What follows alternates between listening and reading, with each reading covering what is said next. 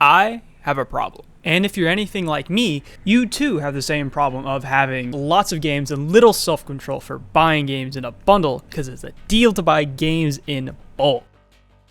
Hey, what are you doing? Stop that. We already have so many games to play here already. We want the number of games to play to go up, the number of games we have to stay the same. So why are we buying more? Sorry, my bad. So this is that settled. How could I find something to help me decide on what game to play? So I made a wheel. This took me an entire hour to do. Well, I could have just searched for a picker online, like pick a game, which has a never played filter to do this for me. But oops, I figured that after the fact. So now it's time to spin the wheel and see what game I'm willing to play. Let's hit that wheel.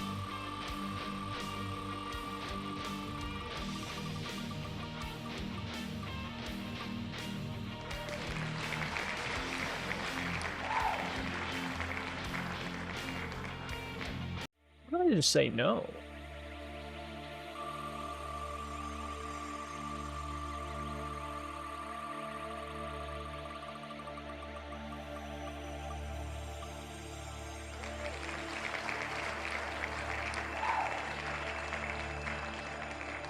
All right, Valfaris. Now, since that's been picked, let me go into it. I'm gonna start playing. I'm gonna go in completely blind, and I'm gonna only have the Steam achievements and the store page for information.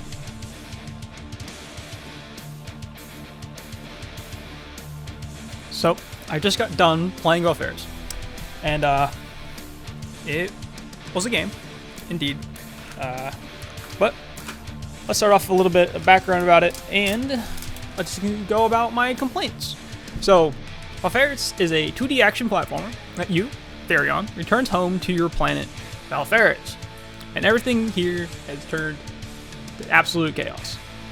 So, you've then been tasked to find out what went wrong, kill other inhabitants attacking you, and to find your father and to kill him. But who really cares about that? What you really want is that you're a guy with a gun and a sword and a shield, I guess, to block attacks that are coming at you. This combined with it only having 8 directional aiming, this made it very difficult for me to finish the game. You can only block attacks when you're either grabbing onto something or you're planted on the floor. As I learned the hard way. Then with directional aiming, there's very little ways to get an accurate shot, as is the only way to aim your weapon is with the same joystick you move your character with. So if you want to have full directional aiming, you have to stay in place, hold the left trigger, which is your shield, and then you're just locked in place and you can't move as you aim so let you aim in all directions. Then I'll talk about how the health system works. You see those green tokens there on the top right? Yeah, they contribute to how much health and energy you have. I did not know this while I was playing until I look at the 100% speedrun after the fact, during editing, and their health was much larger than mine while playing the game. So as I'm editing this, I see the tutorial part where I stopped and read it, and then my monkey brain said, "Yep, that's not real. That's not important," and then continued on with the game, and forgot about that very important part of information there. Now, if you look at my gameplay. At fighting the end boss, if you look at the top left and see how much health I have, and then the top right, how many actual orbs I have. I have 0, by the way. Very cool. And now, if we go and compare it to the speedrunners gameplay by Metroidvania X, you can see that he has a lot more health and energy in this boss fight with all 20 things in the top right to actually beat this boss fast. So with that in mind, I basically did the entire game with that max 3 resurrection idols. Because I'm bad and needed all of the checkpoints needed in the game. Because I forgot those 2 important lines up there that the green idols give you more health and shield. To increase my health, and so I was dying all the time. It wasn't easy. Because I kept going blind. I tested all of floor hazards. And I thought it would just lower my health like in Mario, where you just like, oopsie, and then just bring you back. You just get a little tap on the shoulder. But no, they just insta-kill you. Nope, they just insta-kill you and you just go back right to your checkpoint. Yeah. No, all of them just straight up kill you. And there's a lot of deaths from experimenting. After all that complaining, though, I did have a solid time with the game. It was the game was on the shorter end, and the music in the background was solid. Here's my favorite from them.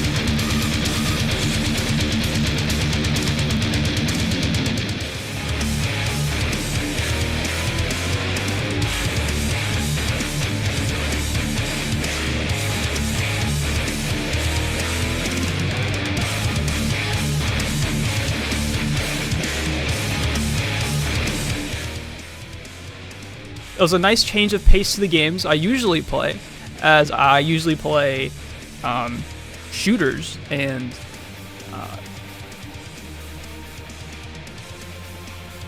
D&D games, role-playing RPGs. Not really many Castlevania type scrolling 2D scroll shooters. I mean, I think the closest I go to is Shantae, the Shantae games, but that's it. So here are my ratings. To me, is a 6 out of 10. It's a great game, but I did not enjoy the 8-axis shooting. Everything else was fine. The shields you can get used to if you're not on the ground, you can block, but other than that, I was very sad about the 8 directional aiming, so I couldn't get a very accurate shot. My time to beat was 7 hours, 8 minutes. It was a long one for me, and as soon as I saw that speed run of beat the game in under 2 hours, I was very sad, because I also checked in the Steam achievements. And there's also one that says beat the game under 2 hours. So it's very doable, apparently. And then I made it with 339 deaths throughout the entire game. Alright, thank you.